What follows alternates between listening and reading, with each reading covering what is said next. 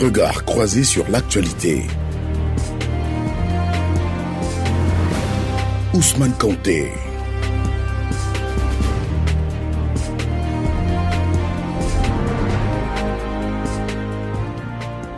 Madame, Monsieur, bonjour et merci de nous retrouver dans ce nouveau numéro de Regard croisé sur l'actualité, votre émission de rétrospective de l'actualité de la semaine, analysée, commentée et décortiquée par deux invités. Et nous recevons ainsi deux hommes politiques que je m'empresse de vous présenter. Tout d'abord, Jean-Gervais Tchéidé, député EDS de Bloléquin. En face de lui, Baudouin Yapo, député suppléant RHDP d'Azaguié. Messieurs, bonjour et merci d'avoir répondu à notre invitation. Merci. Alors, cette semaine, l'actualité a été dominée par les divergences de vues et les prises de position tranchées relativement au processus de réconciliation en Côte d'Ivoire. Les anciens présidents Henri Konan Bédié et Laurent Gbagbo ont appelé à un dialogue national inclusif lors de leur rencontre à Daoukro. Et tous deux se sont engagés pour un projet de paix et de réconciliation nationale impliquant tous les Ivoiriens. Là-dessus, je vous propose d'écouter Henri Konan Bédié qui dévoile un pan du contour de ce projet. Aujourd'hui, un tournant historique, un jour nouveau pour notre pays, pour chanter ensemble le chant de la fraternité retrouvée, pour bâtir ensemble une Côte d'Ivoire nouvelle. Avec vous, toutes les Ivoiriennes et tous les Ivoiriens, je veux m'engager pleinement pour redresser notre nation. Nous voulons laisser aux générations un pays riche où toutes les populations vivent harmonieusement en paix. Cette réconciliation se fera par une volonté forte du chef de l'État, de tous les acteurs politiques, mais aussi et surtout avec l'implication de tous nos compatriotes et de tous nos partenaires au développement. La mise en place d'un nouveau projet démocratique dans notre pays, dénué de tous les intérêts partisans, par un dialogue franc et sincère, seront les clés du succès. Le RHDP n'a pas tardé à réagir à cet appel au dialogue lancé par les deux anciens chefs de l'État et c'est une fin de non-recevoir qui leur a été envoyée au cours de la conférence de presse animée par le directeur exécutif du parti présidentiel. Adama Bictogo a invité notamment Laurent Gbagbo et Henri Konan Bédié à s'inscrire dans la voie de la réconciliation déjà amorcée et non d'ouvrir un autre dialogue que son parti juge superflu. Retour sur cette réaction avec Junior Cardin.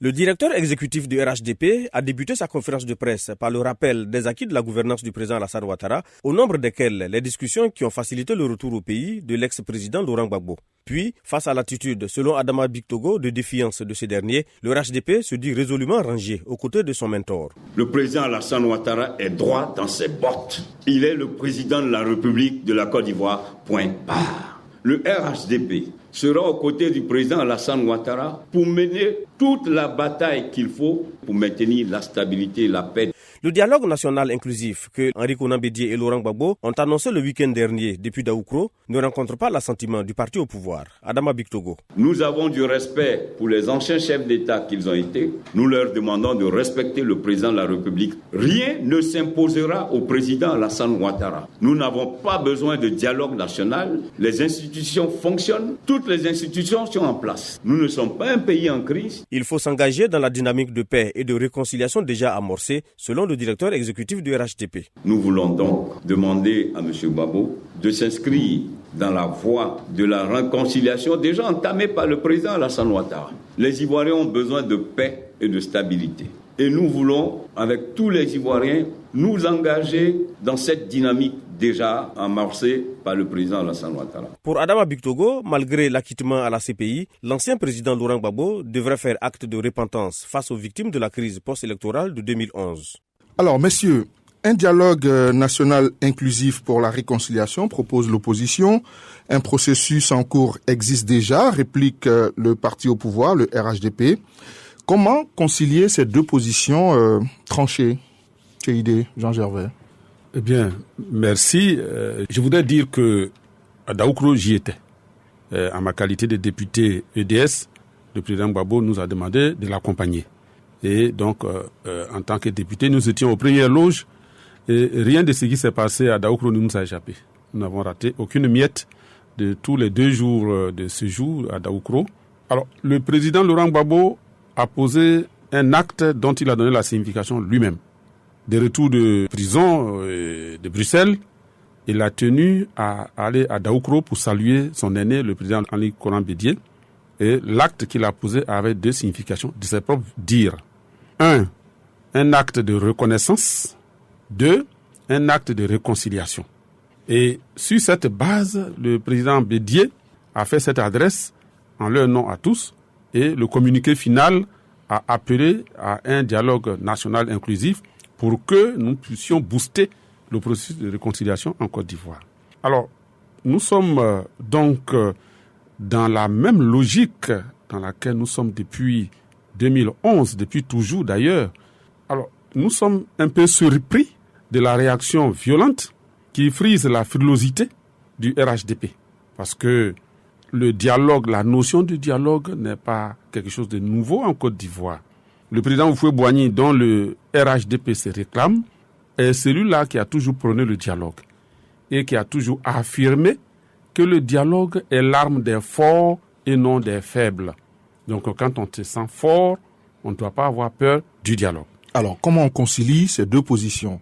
Eh bien, pour la conciliation, il s'agit de faire acte de pédagogie vis-à-vis du RHDP. Nous avons prôné un dialogue national inclusif. Il faut peut-être faire, comme je le dis, une explication des textes au RHDP pour qu'ils comprennent que le dialogue dont il s'agit n'est nullement subversif, parce qu'il y a toujours eu du dialogue. Le président Gbagbo était président de la République, les institutions fonctionnaient lorsqu'on a eu le forum de la réconciliation en Côte d'Ivoire, en 2001. Le président Houphouët-Boigny était bel et bien au palais, tranquillement, et c'est lui-même qui initiait le Conseil national. Donc, appeler les Ivoiriens à faire une espèce de catharsis nationale n'est pas synonyme de déstabilisation, au contraire. Donc, pour concilier, nous devons faire œuvre de pédagogie en direction du RHDP et leur expliquer que le dialogue, là, c'est pour nous tous. Et c'est pour que chacun se parle, pour qu'on puisse recharger nos accus en tant que nation et qu'on puisse avancer. Baudouin Yapo, vous qui êtes du RHDP, que répondez-vous à cela? Est-ce qu'on vous doit une explication du texte? Non, pas du tout. Vous savez, la réconciliation est un processus. Vous voyez, tout le temps, ils ont ici fait croire que le retour de M. Gbagbo à Abidjan serait synonyme de réconciliation en Côte d'Ivoire. Et le président Alassane Ouattara, depuis bien avant son retour au pays, il a posé des actes forts dans ce sens. On a vu ici, en août 2018, il a pris une ordonnance pour initier des acteurs principaux de la crise post-électorale de 2011 et aussi bien des comptes dégelés de certains membres donc, de l'opposition. Il y a eu des exilés qui sont rentrés progressivement en Côte d'Ivoire. Donc vous voyez que la réconciliation, c'est un processus. Pour une guerre aussi violente que nous avons connue donc en 2011, ce n'est pas aussi facile que lorsque tu sais très bien que l'opposant qui peut-être se retrouve en exil a un projet de déstabilisation, un projet de match retour, ce n'est pas aussi facile que donc on puisse effectivement favoriser ce que l'on veut. Mais écoutez, à propos de ce que nous avons constaté le week-end, voyez-vous, il s'agit donc d'anciens chefs d'État qui, au lieu donc d'aller en retraite politique, veulent forcer une revanche politique parce qu'ils refusent de croire qu'ils sont politiquement finis et concevoir que le président Ouattara soit vainqueur de leur génération sur plusieurs donc fronts est un coup de massue, un coup d'assommoir. Je voudrais donc dire que on ne va pas effectivement imposer un nouvel ordre politique, un nouvel ordre au pouvoir d'État. C'est comme ça que vous percevez l'appel au dialogue inclusif donc national? Dans les précisions. Il n'y a pas lieu d'aller à un dialogue national parce que ce projet est totalement funeste. Nous sommes donc dans un processus de réconciliation et on n'a pas eu besoin d'un dialogue national pour que M. Gbagbo rentre en Côte d'Ivoire. On n'a pas eu besoin d'un dialogue national pour que Akossi Benjo, le maire du plateau, rentre en Côte d'Ivoire et qu'il soit donc toléré. Et donc vous voyez qu'on parle du président Félix Houphouët-Boigny. Mais écoutez, au début des années 90, il y a eu, dans des pays comme le Bénin, le Togo, le Gabon, il y a eu donc des conférences nationales. Parce que ces pays étaient relativement instables. Mais le président Félix Houphouët-Boigny ne l'a pas fait parce que la Côte d'Ivoire était stable. On a eu une élection démocratique en 90 et donc le président Hissène-Habré ne trouvait pas raison de le faire. Donc ce n'a pas été le pays du président Hissène-Habré et ce n'est pas le pays du président Alassane Ouattara parce que c'est des dirigeants sérieux qui savent ce que vaut la stabilité d'un pays. À l'instant où on se parle, pourquoi aller à un dialogue national ? Parce que la face cachée effectivement de ce projet, c'est de vouloir partager le pouvoir d'État. Jean-Yves Esso, donc inspecteur et membre du bureau politique donc du PDCDA, a fait savoir sur les réseaux sociaux que aller donc à un dialogue national inclusif pour un gouvernement d'union nationale. Il a fait savoir cela sur les réseaux sociaux. C'est bien clair. Donc ils ont un projet donc voilé. Mais je pense qu'on ne va pas nous amener à faire quoi que ce soit. En l'an 2001, lorsqu'il y a eu le forum de la réconciliation, c'est parce que les élections législatives qui ont précédé les élections présidentielles étaient totalement tumultueuses. Vous voyez que nous venons de sortir d'une élection, celle de 6 mars. Monsieur Keïdé, il est député, il a été élu correctement sur lui à Blolequin. Aujourd'hui, à l'Assemblée nationale, toutes les instances parlementaires sont partagées par les forces donc politiques en place. Maître Abdoulaye Ben Mité, président donc de la Commission des affaires générales institutionnelles, a pour voisin monsieur Jean-Luc Billot, président de la Commission des affaires sociales et culturelles, PDCDA, qui est PCDA. Il a pour voisin Émile Biguirou, qui est président de commission. Donc on ne va pas nous dire qu'il y a donc un problème ici en Côte d'Ivoire. L'institution fonctionne correctement. Le président a son travail correctement. Ils peuvent aller se retrouver donc à Daoukro. Pour nous, c'est une partie des villégiatures. Lorsque le président a son travail pour le pays, les autres peuvent aller villégiaturer où ils veulent. Mais pour précision, il n'y a pas de danger en Côte d'Ivoire. Et la réconciliation, c'est de correctement, les Ivoiriens s'entendent dans les quartiers, dans les foyers. Il y a la paix en Côte d'Ivoire. Pas question d'un dialogue national parce qu'on n'en a pas besoin. Monsieur Keïdé, le concept de dialogue national inclusif que vous avez lancé à Daoukro, enfin que les deux anciens chefs d'État ont lancé à Daoukro, on n'en a pas eu beaucoup de contours, on n'en sait pas trop comment ça va se passer.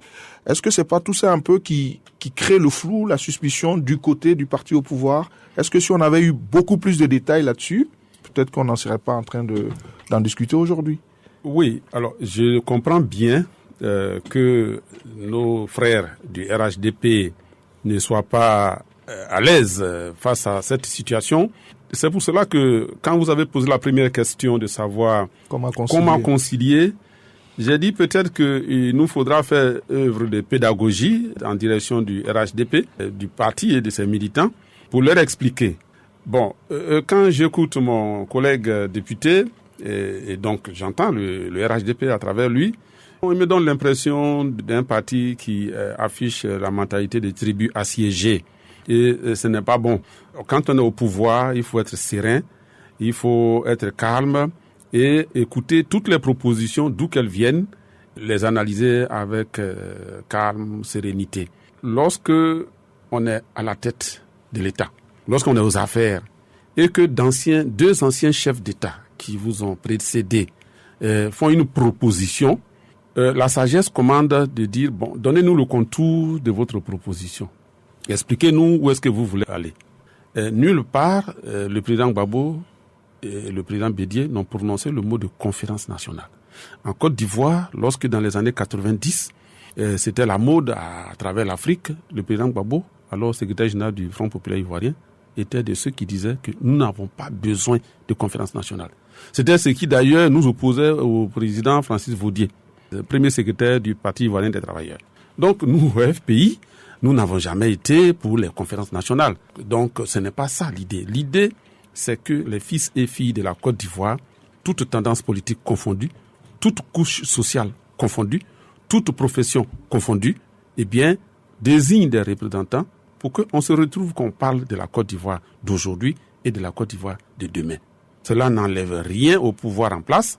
Au contraire, les propositions qui sortiraient d'un tel conclave national permettraient au parti au pouvoir de rectifier le tir dans la gouvernance nationale. Donc, que répondez-vous au RHDP qui vous demande de plutôt vous insérer dans le processus de réconciliation qui est en cours? Eh bien, pour ce que je vois, ce processus bat de l'aile depuis bien longtemps. Nous avons vu... Parce qu'ils disent que c'est ce qui a permis d'avoir des élections législatives relativement calmes et sereines.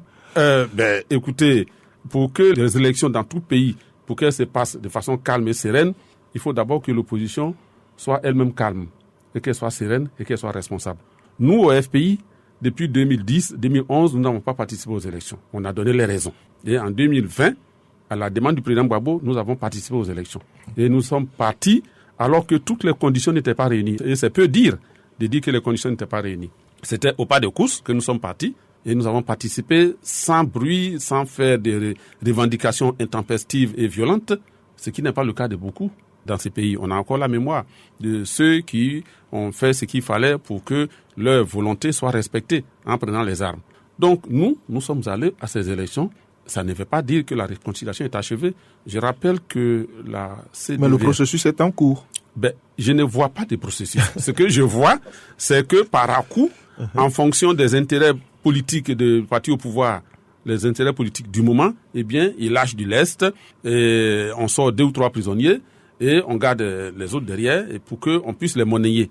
Ce dont il s'agit de s'asseoir pour qu'on mette fin à la belligérance, pour qu'on décrispe de façon conséquente et significative la situation en Côte d'Ivoire. Il faut normaliser la vie publique dans notre pays et enlever toutes les épées de Damoclès qui pèsent sur la tête de chacun pour qu'on se parle et qu'on arrête de se regarder en chien de faïence par communauté, par individu et tout cela. C'est de ça qu'il s'agit. Il s'agit d'explorer pour nous tous les pans de notre vie nationale ensemble, je dis bien ensemble, pour qu'on puisse dire, à partir de maintenant, essayons de voir comment on peut faire telle chose dans tous les aspects de la vie nationale. Est-ce que Laurent Gbagbo a prévu de rencontrer le président Alassane Ouattara? Le président Gbagbo est prêt à rencontrer tout le monde.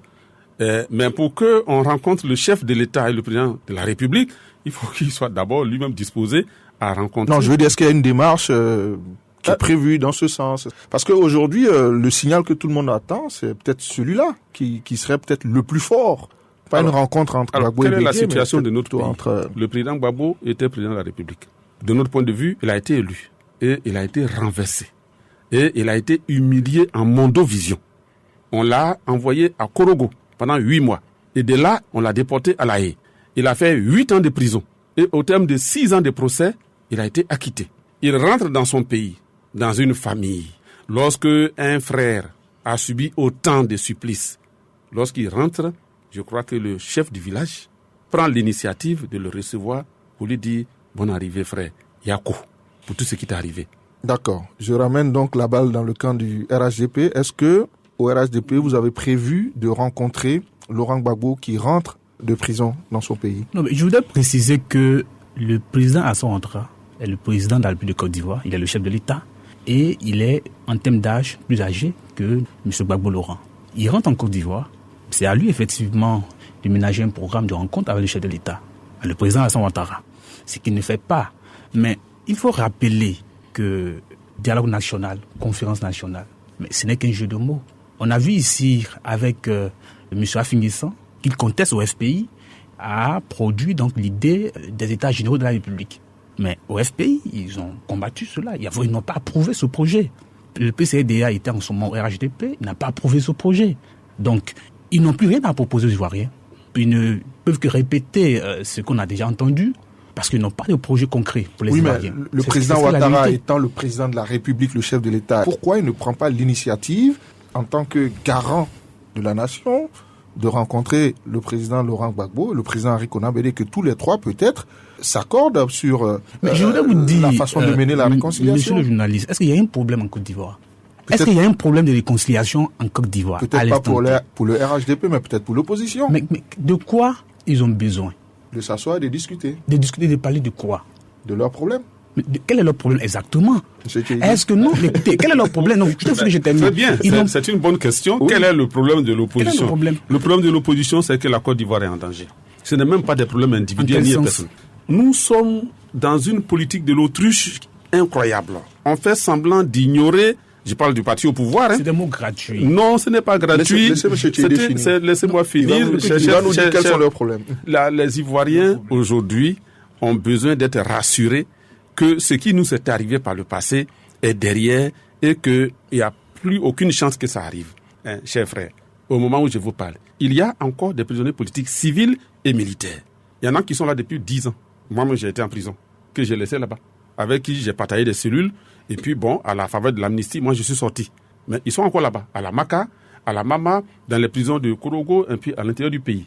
À ceux-là sont venus s'ajouter d'autres prisonniers politiques. Quoi, Justin est au camp pénal de Bouaké, un mouroir. Pourquoi? Pour quelle raison? Et lorsque la négociation politique arrive à un stade, eh bien, on en libère un pour qu'on dise que bon, ben voilà, le processus de réconciliation en cours. Mais un pays normal ne devrait même pas avoir des prisonniers politiques. Le président Gbagbo a fait 10 ans, nous n'avons jamais eu de prisonniers politiques. Jamais du temps du président Gbagbo. Il a fallu que le RHDP arrive au pouvoir pour que les prisons se remplissent de leaders politiques, de leaders religieux et de leaders de jeunesse. C'est à ça qu'on doit mettre un terme. À côté de cela, au plan social, il y a des difficultés. Tout à l'heure, peut-être qu'on en parlera, monsieur le rédacteur en chef. Lorsque les Ivoiriens ont l'impression que l'État, qui devrait traiter les citoyens sur le même pied d'égalité, le fait à géométrie variable, avec la politique de rattrapage, par exemple, qui induit une corruption généralisée et qui fait que il faut avoir une appartenance politique ou alors d'être un certain patronyme, notamment du Nord, pour pouvoir avoir du travail en Côte d'Ivoire. Ce sont des choses qu'on doit régler. C'est vrai que par le passé, il y a eu des favoritismes, mais là, c'est institutionnalisé. Ce n'est pas bon pour l'avenir de la Côte d'Ivoire. Voilà des choses qu'il faut régler. Le pays a besoin de restauration de la démocratie et du respect de l'état des droits. Voilà ces questions-là dont on doit parler. On ne dit pas non plus, évidemment, que par un coup de baguette magique, toutes ces questions qui sont des questions congénitales ou structurelles ou même conjoncturelles vont disparaître d'un coup. Mais au moins qu'on se parle entre nous, Ivoiriens. On ne remet pas en cause le président de la République. On ne dit pas de changer de président de la République. Ce que quelqu'un aurait dit en parlant, comme l'a dit mon collègue député du gouvernement d'union, nous, au FPI, nous n'avons jamais demandé de gouvernement d'union, ni de quoi. Il citait ici du PDCI. Mais écoutez, mais c'est la face cachée de leur projet du dialogue national. Là, on va maintenant vers le procès d'intention. Voilà. Face cachée, tout ça, on est dans le procès d'intention. Jean-Yves du PDCI l'a dit. Je parle au nom du EDS et le président Gbagbo n'a jamais demandé. Le projet, vous allez l'adopter ensemble. Le projet est un projet de réconciliation nationale, un projet pour que l'avenir de la Côte d'Ivoire soit déblayé, et que l'horizon soit débouché. M. Tchéidé a étalé un peu un pan de ce qu'il souhaite voir être discuté. Écoutez, c'est des subterfuges politiques. La réconciliation est un processus. Et vous savez, l'état de la réconciliation en 2011 n'est carrément pas le même. Quelles sont les étapes de ce processus, par exemple? Quelles sont les étapes de ce processus de réconciliation? Mais vous-même, vous venez de dire qu'il y a eu une amnistie. Oui, non, donnez-moi votre programme. Non, ça c'est, vous prenez des points. Mais donc c'est le processus. On va de quel point à quel de la réconciliation. Quelles sont les étapes et quel est l'objectif? Non, c'est juste pour vous aider à nous éclairer. L'état de la réconciliation en 2011 n'est pas le même en 2021. Avant, vous disiez que le président Gbagbo n'est pas à Abidjan et que la Côte d'Ivoire ne peut pas connaître effectivement des réconciliations. Mais il est là. C'est pas par vous. Mais il est là. Au sorti de la présidentielle de 2020, il est là. Au sorti de la présidentielle de 2020, le président Ouattara s'est engagé à booster le processus de réconciliation. Il a nommé un ministre de la réconciliation. Mais son rôle, ce n'est pas d'organiser des conférences nationales. Donc, c'est quoi les étapes? Son rôle, ce n'est pas de favoriser donc le partage du pouvoir d'État. Son rôle, ce n'est pas de bafouer les institutions de la République.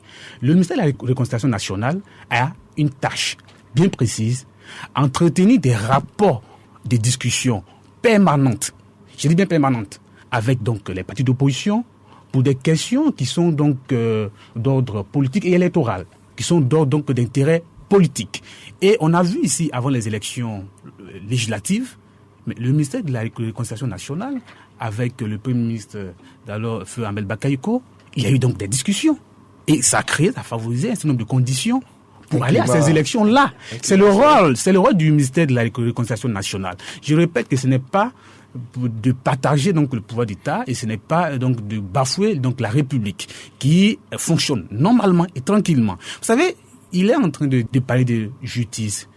Mais écoutez, on a vu c'est récemment, Madame Simone Gbagbo, qui a été en justice et militante de son parti. Et la justice a répondu favorable. Elle est dans les liens de la justice. À croire que c'était le pouvoir qui avait porté plainte contre un opposant, on parlerait ici de justice des vainqueurs, ce qui n'est pas vrai. Il faut respecter la justice. Quand il s'agit d'eux, c'est de la justice. Mais quand c'est pour les autres, c'est de l'injustice. Il faut être assez sérieux. Nous sommes dans un état de droit. Nous sommes en Côte d'Ivoire où tout le monde parle, dit ce qu'il pense. Mais il faut aussi, parce que l'état de droit est donc régulé par des règles. L'état de droit est établi par des lois, par des principes.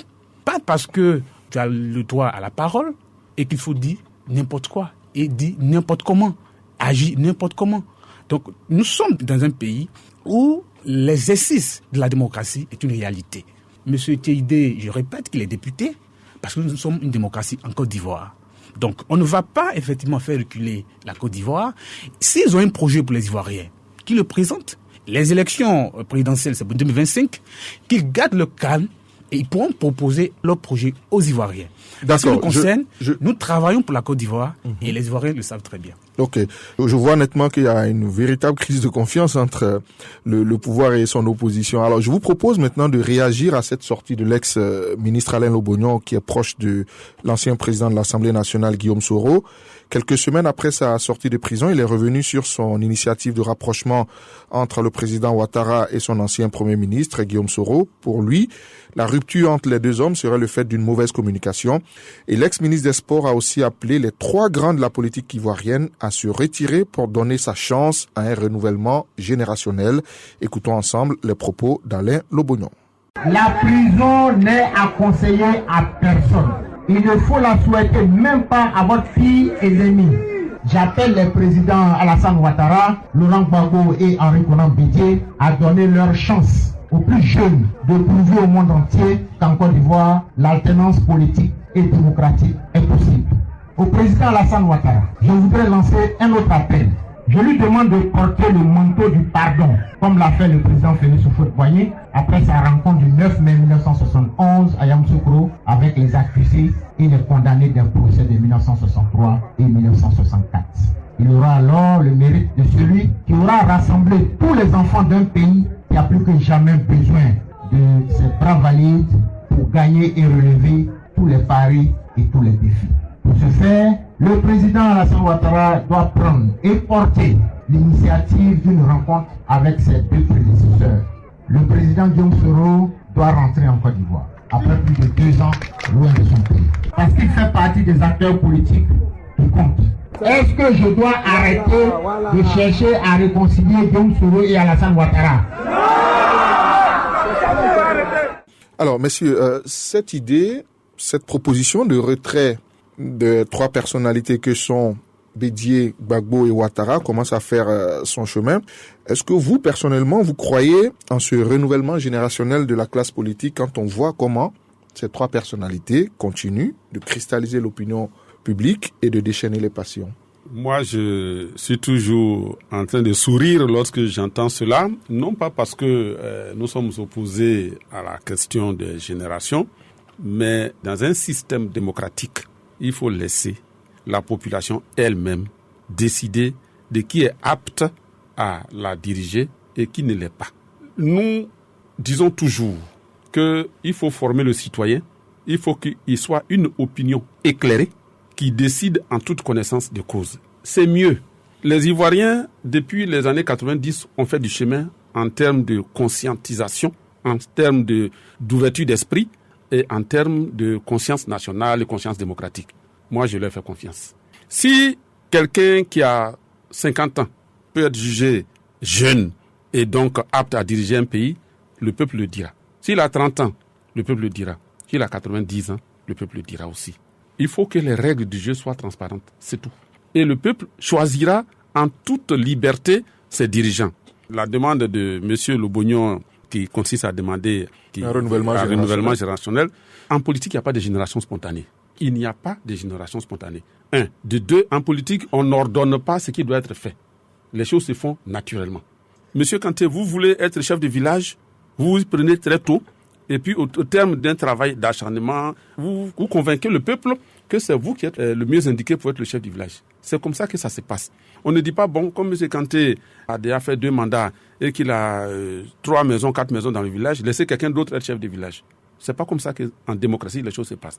De plus, cette façon de percevoir crée un conflit générationnel. Sans le dire. Parce que dit il faut un renouvellement générationnel, eh bien, c'est comme si on disait, bon, les doyens, ôtez-vous de là pour que je m'asseye. Voilà.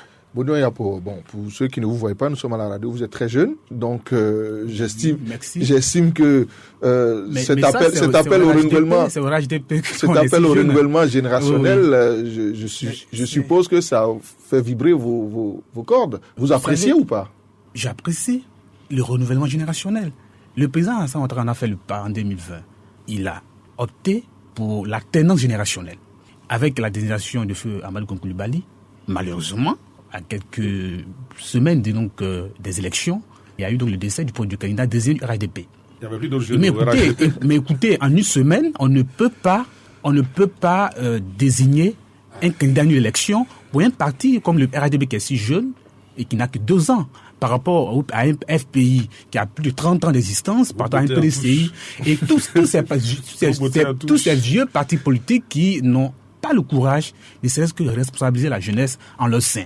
Au RHDP, nous avons la plus jeune députée en Côte d'Ivoire. Au RHDP, nous avons le plus jeune député suppléant en Côte d'Ivoire. Au RHDP, et vous avez la preuve que renouveler effectivement la classe politique au RHDP, c'est une réalité. Je peux vous donner la liste de nos jeunes candidats. Non, mais vos jeunes candidats qui n'ont pas été élus parce qu'effectivement, ils ne sont peut-être pas sérieux. Mais je voulais vous dire... Est-ce qu'une loi... Je vous relance. Je ne vous permets pas. Je ne vous permets pas de dire qu'ils ne sont pas sérieux. C'est pas possible. Je voulais vous dire... On ne peut pas dire... Il est jeune et il ose dire que ses camarades jeunes ne sont pas sérieux. S'il a été choisi pour représenter un parti... Vous allez voir bien peut-être que ce n'est pas cette jeunesse dont nous parlons. Vous savez, la jeunesse, pas de 35 ans. Vous allez voir que vous diront que... Fleur Akembo à Bovie n'était pas jeune. Elle est jeune, elle est plus jeune que vous. Je parle donc d'une jeunesse sérieuse. Elle a été sérieuse. Je suis en train de dire... on lui a volé sa victoire. Elle a perdu lamentablement des élections et elle ne peut pas gagner l'élection devant un homme aussi monumental comme le ministre Adama du Togo. On ne va pas refaire ce débat sur... ce qui n'est pas juste. Est-ce que vous êtes favorable à une loi, par exemple, pour ramener la limite d'âge pour les candidats à la présidentielle? Mais je pense que ce projet est sur la table. Ah ouais. Ce projet est effectivement sur la table. Ça, c'est un scoop. Et c'est possible. C'est possible au moment venu. Il n'est pas sur la table, il est sous le manteau pour l'instant. Non. Du RHDP, on le tient sous le coude. Et nous observons. Nous n'avons pas connaissance pour l'instant. Et nous observons. C'est un projet. Nous observons. On appréciera au moment venu. On appréciera au moment venu si ce projet est donc tout à fait opportun. Mais je vais vous dire que le renouvellement de la classe politique intéresse le président Alassane Ouattara et il en a fait preuve non seulement dans sa gestion. Tout à l'heure, monsieur parlait de rattrapage ethnique, mais écoutez, vous savez que le gouvernement... mais ça, on n'est pas sur ce sujet, mais je vais revenir là-dessus, en une petite parenthèse, que le point de gouvernement du FPI en octobre 2000 n'est pas comparable au gouvernement RHDP actuel, où il y avait certainement que deux Ivoiriens du Nord, dans un gouvernement de 30 ministres. Donc, soyons sérieux quand vous voyez ce gouvernement actuel qui est réparti sur toute l'étendue du territoire. On ne peut pas parler de rattrapage ethnique en Côte d'Ivoire.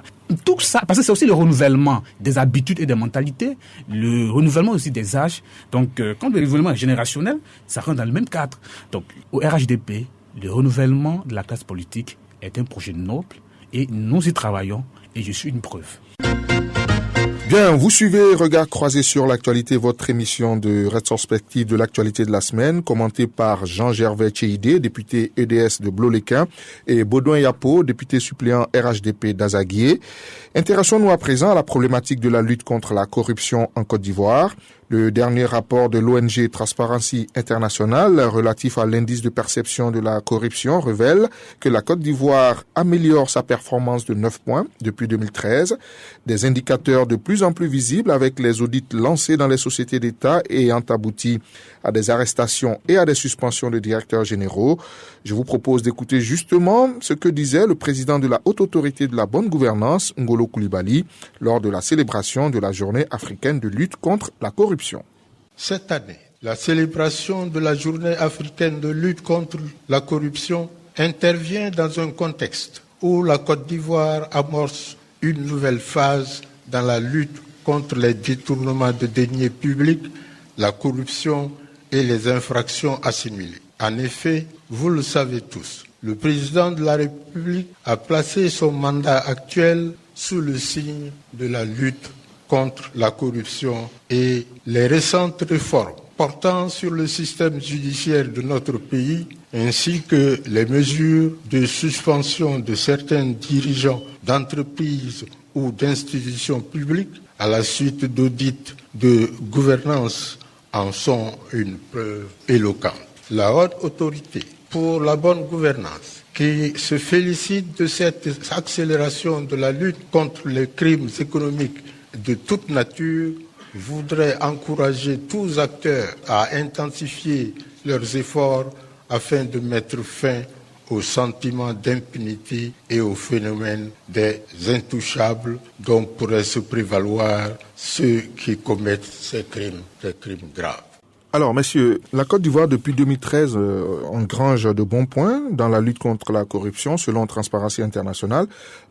Selon vous, qu'est-ce qui explique ces encouragements au-delà des récents audits des sociétés d'État dont on va parler sûrement? Écoutez, la bonne gouvernance, c'est l'affaire du président Alassane Ouattara. Et l'indice de la perception de la corruption, évalué par Transparency International, en a une preuve.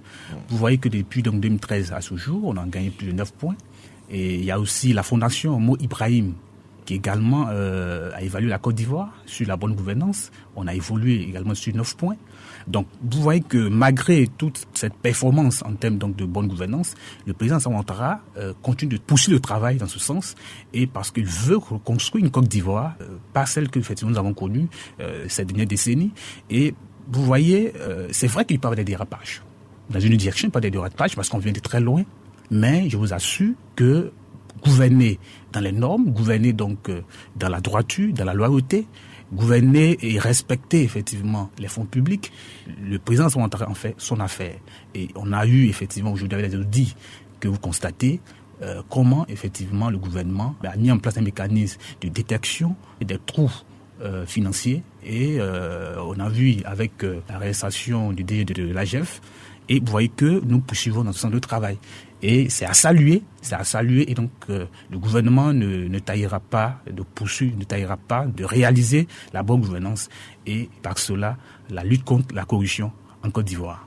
Monsieur Tcheidi, sur les audits des sociétés publiques, jusqu'où peut ou doit aller le gouvernement? Eh bien, l'idée même d'auditer les services publics est une bonne chose. Ce n'est pas nouveau en Côte d'Ivoire. Depuis le président Houphouët-Boigny, le président Bédié, le président Gbagbo, ça s'est toujours fait. Maintenant, je note que le gouvernement commence à peine à balayer un peu devant sa porte, ce qui n'est pas une mauvaise chose. Jusqu'où on peut aller, mais je pense que il faut le faire de façon exhaustive. Il ne faut pas le faire à géométrie variable. Or, pour l'instant, en tout cas, j'observe que ce n'est pas toutes les sociétés d'État, en tout cas les sociétés à participation publique, là, qui le sont. Il y a des cas qui sont épargnés. On espère que c'est un programme en cours et que on va faire le tour de toutes ces sociétés pour assainir un peu les finances publiques.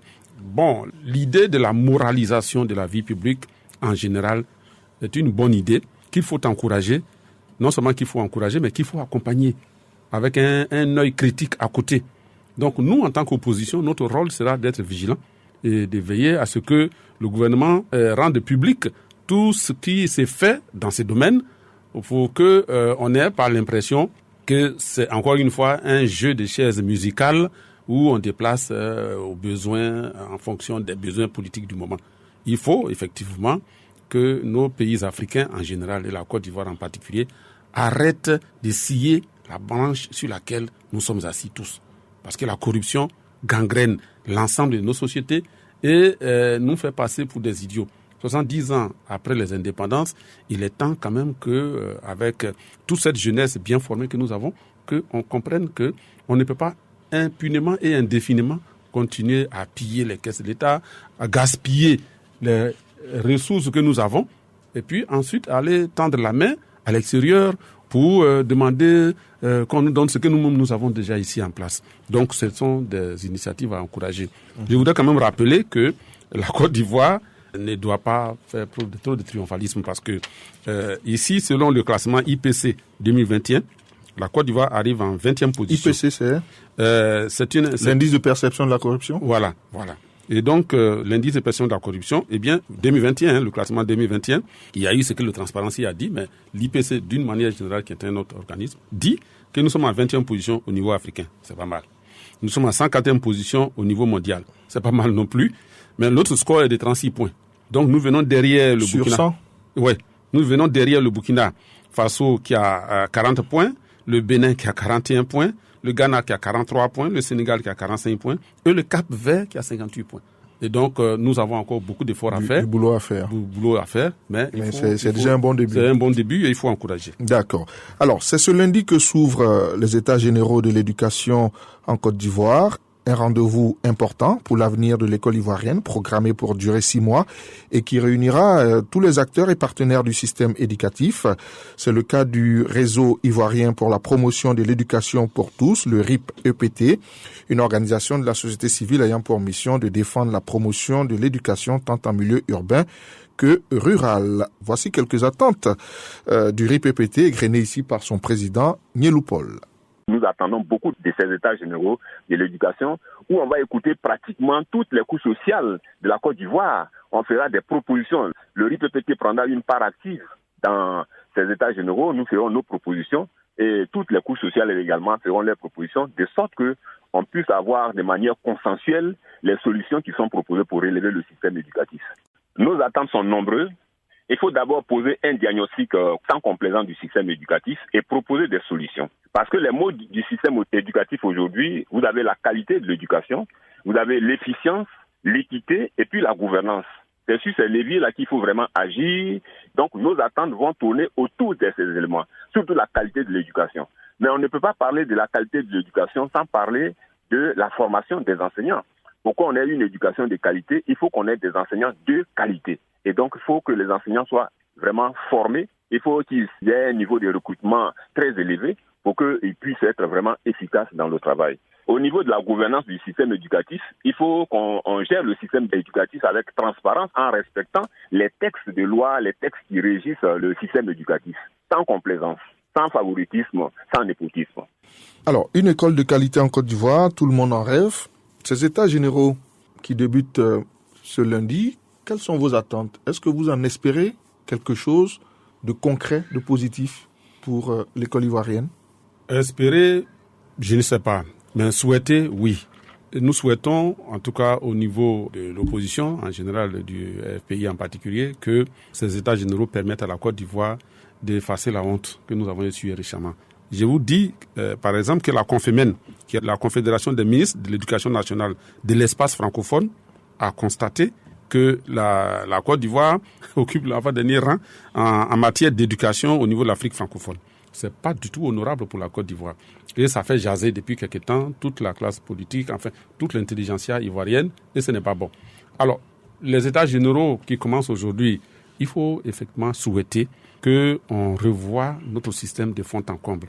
Vous savez que quelqu'un a dit, et je crois que mon collègue sera d'accord avec moi, que pour détruire un pays, on n'a pas besoin de bombes, on n'a pas besoin d'armes nucléaires, il suffit de détruire sa jeunesse par une formation au rabais, et puis ce pays-là sera à genoux devant n'importe quel autre pays. Et la Côte d'Ivoire est en très mauvaise posture, et dans le creux de la vague pour l'instant. Le niveau de l'enseignement dans notre pays n'a cessé de se dégrader au cours des 10 dernières années, et c'est très, très, très inquiétant. Et donc, nous attendons que les États généraux examinent la situation du point de vue structurel, du point de vue conjoncturel et du point de vue de la formation des enseignants, comme on l'a dit tout à l'heure. Mais à côté de cela, il faut que l'élite nationale, à commencer par le gouvernement, donne l'exemple. C'est-à-dire? L'exemple, c'est d'abord d'avoir un comportement civique exemplaire. Un comportement dans la vie de tous les jours qui donne l'exemple à la jeunesse. Un directeur de société, un ministre, un administrateur qui étale sa richesse dont il ne peut pas prouver l'origine devant des enfants. Eh bien, ces enfants-là se diront que la voie du raccourci est la meilleure voie pour s'affirmer dans la vie. Ils auront de mauvais modèles. Et de très mauvais modèles. Et c'est pas bon. Et donc, ça aussi, qu'il faut travailler là-dessus, moraliser la vie publique, et puis voir comment l'école peut être reboostée par l'infrastructure pour que l'État s'implique davantage et que le privé existe certes, mais que ce ne soit pas 20% d'État et puis 80% des privés. C'est ce que nous faisons actuellement et c'est pas normal. Baudouin Yapo. Oui, je dirais que c'est vrai qu'il y a un état des lieux, mais ce n'est pas une décadence. Vous dites que à partir de la cession au pouvoir du président Ouattara, l'éducation recule. C'est pas juste, c'est pas vrai. C'est un état des lieux. Depuis son action au pouvoir, le président Ouattara a fourni de gros efforts dans l'amélioration du système éducatif, commençant par la construction d'infrastructures scolaires et universitaires. Aujourd'hui, nous avons un bon bilan. Parlant donc du recrutement d'enseignants pour pouvoir donc pallier aux déficits notoires que nous avons connus tout le temps, il y a eu effectivement un bon bilan. Et c'est vrai, on peut spéculer, on peut constater qu'il y a effectivement... Des enseignants recrutés avec le niveau BPC, beaucoup l'ont dénoncé. Oui, beaucoup peuvent le dénoncer, effectivement. On peut constater qu'il y a là un problème. Mais on poursuit l'amélioration. Le travail se poursuit. Qu'est-ce que vous en attendez justement de ces états généraux? Voilà, il y a lieu maintenant de s'asseoir et de concevoir éducation et formation. Ces états généraux sont donc la bienvenue. C'est sous effectivement la gouvernance du président Alassane Ouattara que cela a lieu. Donc il faut apprécier et saluer cette initiative. La ministre Maratou Koné, elle a dû faire appel à des anciens ministres pour pouvoir réfléchir effectivement sur le système éducatif. Parce que il n'y a jamais trop tard pour mieux faire. Donc il y a des efforts qui vont se poursuivre dans ce sens. Et je dirais que nous nous retrouverons comme ces efforts qui ont été déjà consentis, avec une éducation performante et pour que la Côte d'Ivoire se porte encore beaucoup plus mieux. Et nous avons confiance effectivement en la gestion des affaires de l'État et nous y travaillons sérieusement et nous verrons des résultats acceptables.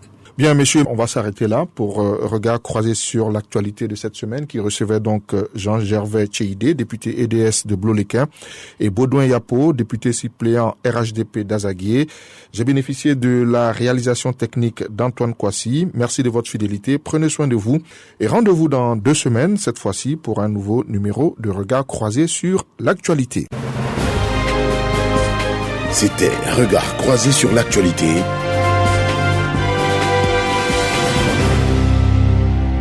Ousmane Kanté.